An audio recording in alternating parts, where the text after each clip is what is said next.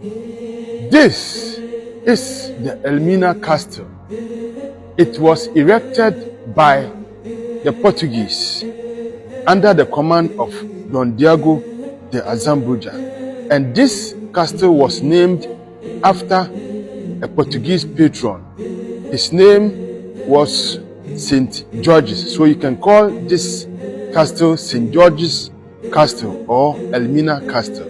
The Portuguese erected this castle for business purposes, and they traded in gold and ivory. The Portuguese operated this castle for 155 years, and they were attacked by the Dutch, and the Dutch took over this castle, and they also operated this castle for 235 years. The Dutch also sold this castle to the British in 1872, and the British took over this castle and operated it for 85 years. After the British had operated this castle for 85 years, Ghana won independence in 1957. So Ghana took over this castle, and Ghana is now 68 years. So in all, this castle has been in existence for 543 years and still counting. So my guys, follow me to inspect the largest female dungeon inside the Elmina Castle. Look at this place very well. It is very, very big. I mean, big, of course. And this was the female dungeon. I mean, this is where the female slaves were kept. So, this is my friend Kwesi, who I met at the Elmina Castle, and he is the one taking me around. So, he's now leading me to the female dungeons, for all of you to see where the female slaves were kept.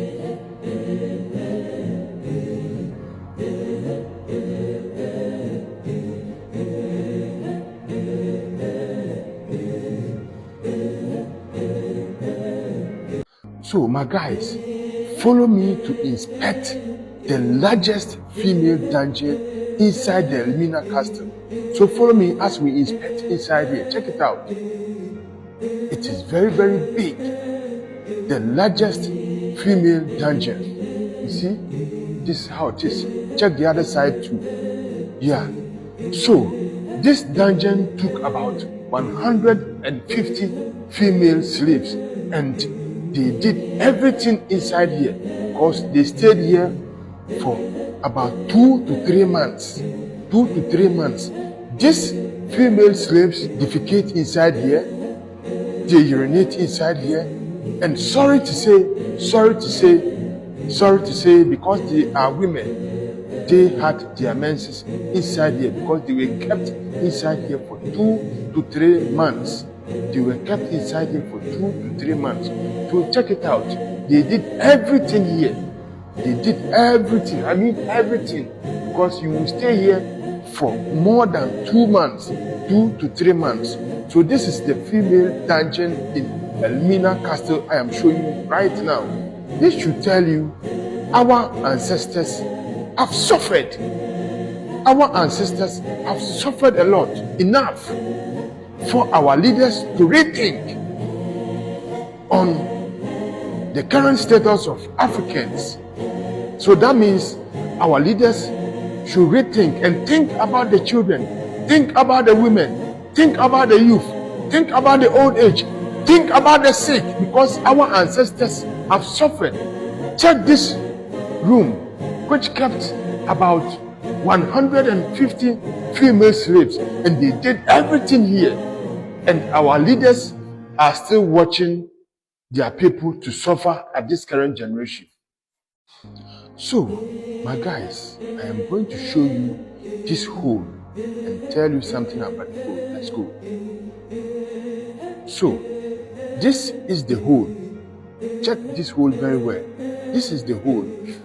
And this hole leads to where it's called the magazine. the magazine. And the magazine is where the gunpowders of the slave masters were stored. Whenever there was a leakage of the gunpowders, it affected the ventilation of the female slaves, so which led to the demise of most of the slaves in this dungeon.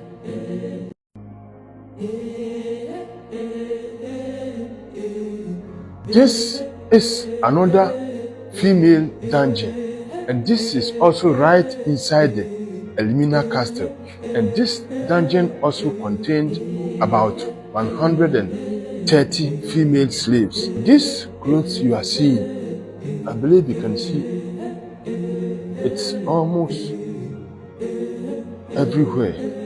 So these pieces of clothes is to demonstrate the clothes which were used to cover the private parts of the female slaves, because they were almost naked. They were not wearing any clothes.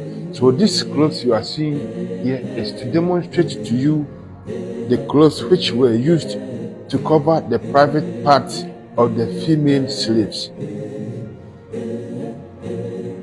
So, whenever the governor of this castle wanted to have a taste of the female slaves, he would parade all the female slaves on this compound. So the female slaves will be all around this place, and the governor will be standing up there. That is the position of the governor. That is where he will be standing. And he will choose the slave he desires to have a taste of. I mean, the female slave he desires to have a taste of. So this is where the governor will be standing,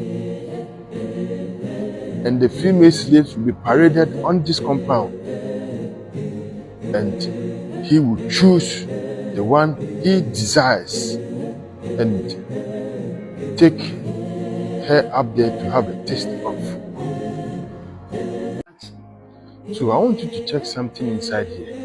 This is a reservoir of water which was used to bath the chosen female of the governor before she attends or before she enters the room of the governor. So this water was mainly reserved to bath the female slave who has been chosen by the governor to have a taste of, and after she has had a bath. This is a secret passage that will lead the female slave to the room of the governor. So the female slave will pass here while she is going to the room of the governor. So this is a secret passage to the room of the governor by the female slave who the governor wants to have a taste of. This ball you are seeing is a cannon ball, and it is very, very heavy, almost 25 kg. Almost 25 kg. And this cannon ball was used as a punishment to the female slave who refused to attend to the call of the governor. So this is how they did it. This cannonball would be hung on a chain and locked around the leg of the female so that it restricts the movement of the female slave. So she will remain here for one full day, whether it rains or shines. Read what is written up here. Male slave dungeon. Male slave dungeon. So I'm taking you to the room which contained the male slaves. So follow me as we go. So this is it. This is the male dungeon. This is the male dungeon.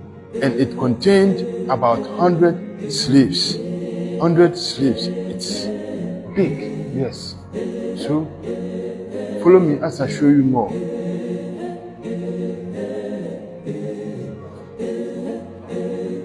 So come and read what is written here.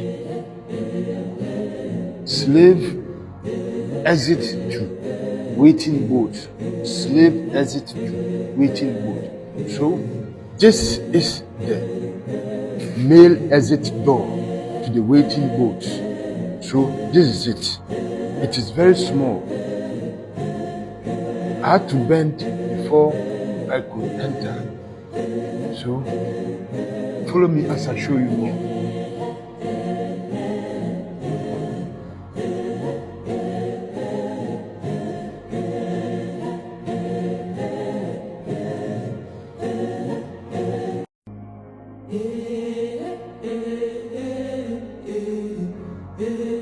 This was the passageway to the room of no return. So check how small it is. You have to squat before you can enter into this passageway. So this is how it goes. So, have you seen? This is where the slaves gathered to the door of no return. Check this room out. And this room is what is called room of no return. Room of no return. So, as a slave, when you get into this room, that means you will not return back anymore. And this is the door of no return. Come and check it out. It's metal. This is the door of no return. When we say door of no return, this is it. It's very, very narrow. Check it out. It's very, very narrow.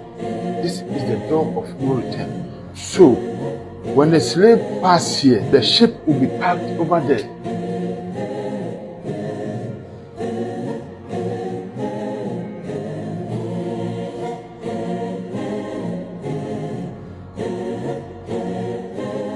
So, that is how slaves were shipped outside Ghana.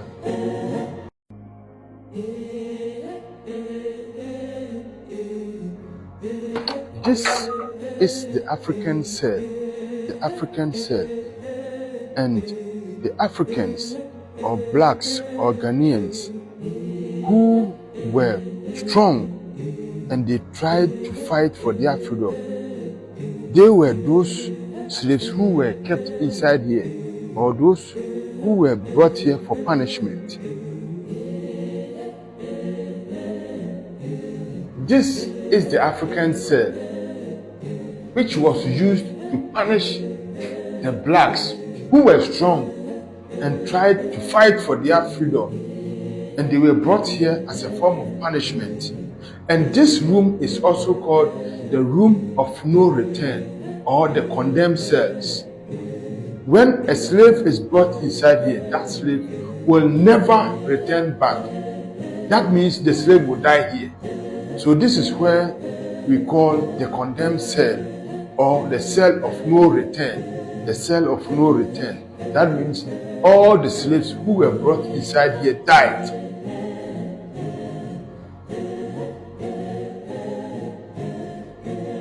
Because any stubborn black slave who will be brought inside here will be left to rot inside here. You will be left here till the end of your life. That means you die inside this room. You live here without food, without water. You will defecate on yourself in this room. You will urinate on yourself in this room. That means you are going to die inside this room. And the room is very, very dark. That is why we have to on our lights.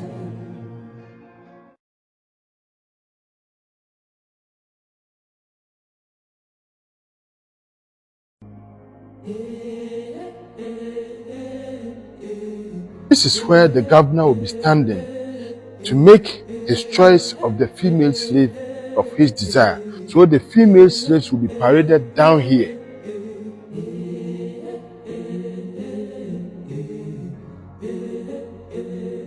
This is a secret passage that will lead the female slave to the room of the governor. So the female slave will pass here. This is the outlet of the secret passage I showed you down there. So a staircase will be leading you to this place. So this is it. Yes. So this is the staircase of the secret passage to the governor's bedroom. So I'm closing it. Only one person occupied all these rooms, and compare it to where the slaves or Africans or blacks were kept. Kwesi is now taking me to the bedroom of the governor, all inside the Elmina castle. So follow me as Kwesi show us more. We are going to the governor's bedroom. So let's go. So check out the bedroom of the governor. Yes, this is the bedroom of the governor. This is the hall of the governor. It is very, very big. Yes. And check this side too. This is the rooms. Only one person occupied. I mean the governor. Only one person occupied all these rooms, and compare it to where the slaves or Africans or blacks were kept. One room contains more than 100 people, even though they were all human beings. The governor is a human being. The Africans are also human beings. But check out the room only the governor occupied. Yes.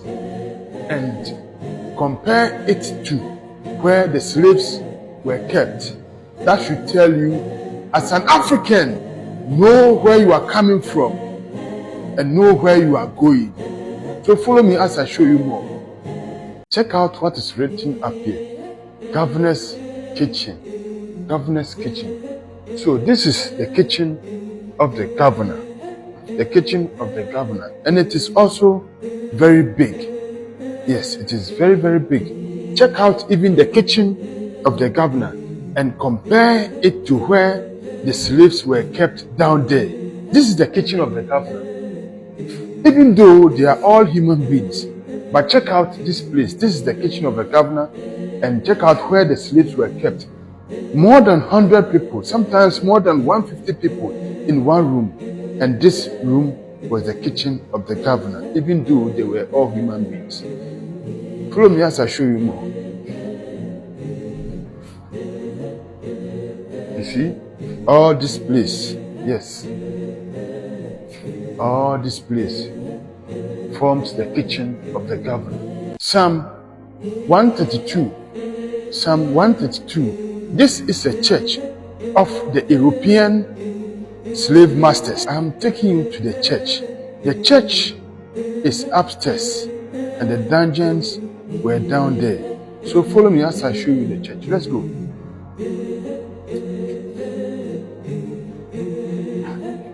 So this is the church. My brother, show them. This is the church. Yes. And I've seen a quotation written up here. Psalm 132. Psalm 132. This is a church of the European slave masters. They worshipped here. They mean they worshipped God. Whilst they were up here worshipping God, the slaves were also in the dungeons. So as an African, open your mind. Open your mind. As an African, be enlightened. Be enlightened. Open up your minds. Whilst the slave masters were up here claiming to worship God, the slaves were also down there in the dungeons. So read the quotation which is written up there, even though it is written in Dutch.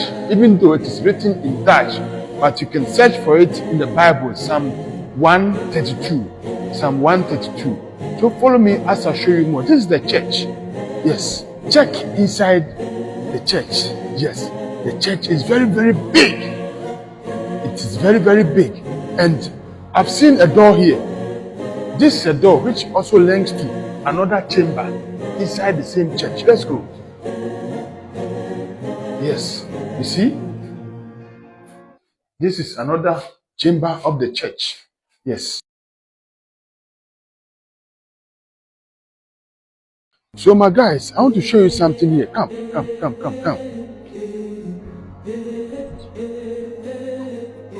Have you seen that White House up there? Have you seen it? Check that White House over there. Yes, have you seen it? Yes. It is called Fort St. Jago. Fort St. Jago. It was erected by the Dutch to protect this castle. So, soldiers will be up there monitoring whatever thing that is going on in this castle. So that White House you are seeing over there is called Fort St. Jago. Fort St. Jago. And it was erected by the Dutch to protect this castle. So soldiers will be there monitoring what is going on in this castle. So follow me as I show you more.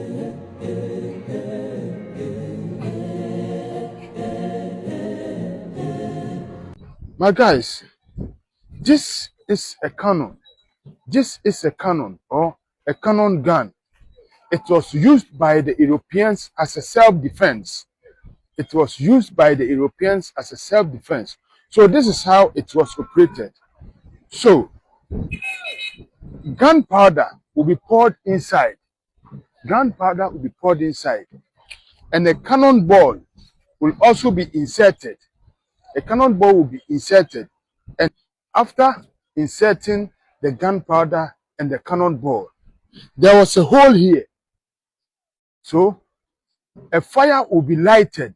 And when the fire and the gunpowder get in contact, it will shoot the cannonball to attack the enemy.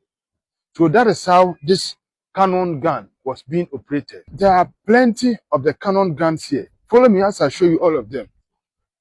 So this is another cannon gun. It's very, very big.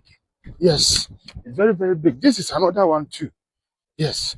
So there are plenty over here. Check them out. You see, they are all cannon guns which were used as a self-defense by the Europeans. Yes.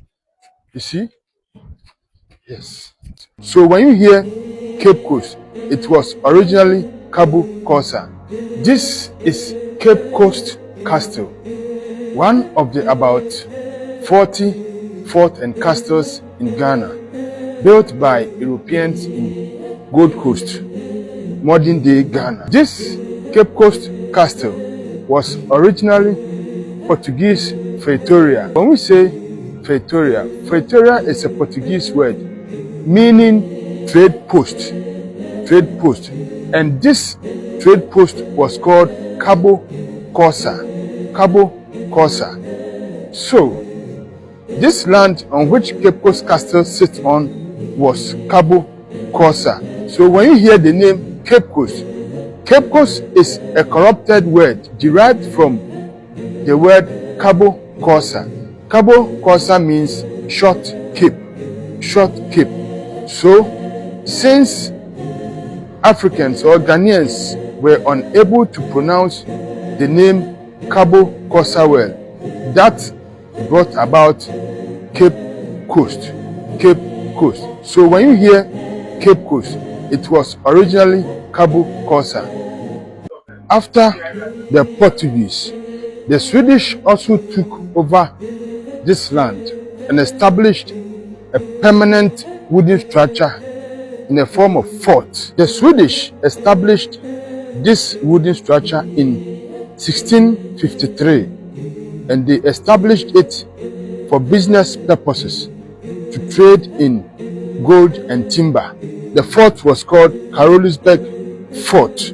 And after the Swedish, the Danes also conquered the Swedish and took over the fort. And after the Danes, Dutch also conquered the Danes and took over this fort. And lastly, the British conquered the Dutch and built this place as a castle. Check how dark the place is. We are currently entering the male slave dungeon. That is where the male slaves were kept. So follow me as we enter the male slave dungeon. Let's go.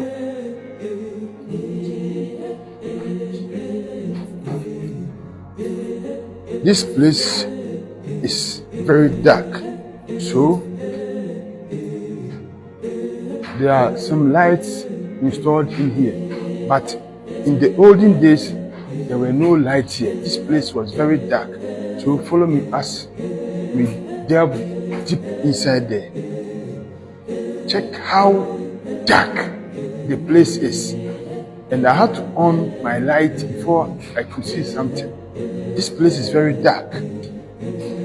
So I had to on my phone light before I could see inside here. And this place took about 150 to 200 slaves.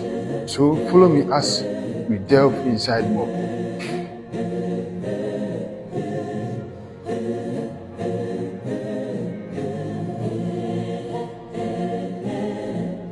This place you are seeing is the male slave dungeon, and there are about 5 rooms. Here are the 1 room, second, third. The other room is the 4th, and the last room is the 5th room. And each room contains about 150 to 200 slaves. So if each room is to contain about 200 slaves in all, this place will occupy about 1,000 slaves. So 5 rooms by 200 slaves. So you get about 1,000 slaves inside these whole rooms. So check them: 1, 2, 3, 4, and the last room 5. So when you check up here, that is the source of ventilation in the dungeons. Up there is the source of ventilation. There's another also source of ventilation up here. Yes. So that's it.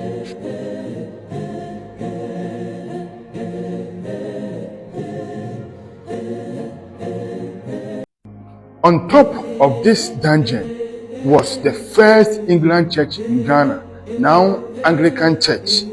And when you check here, this hole you are seeing up there served as a spy hole to monitor the sound of the slaves down here.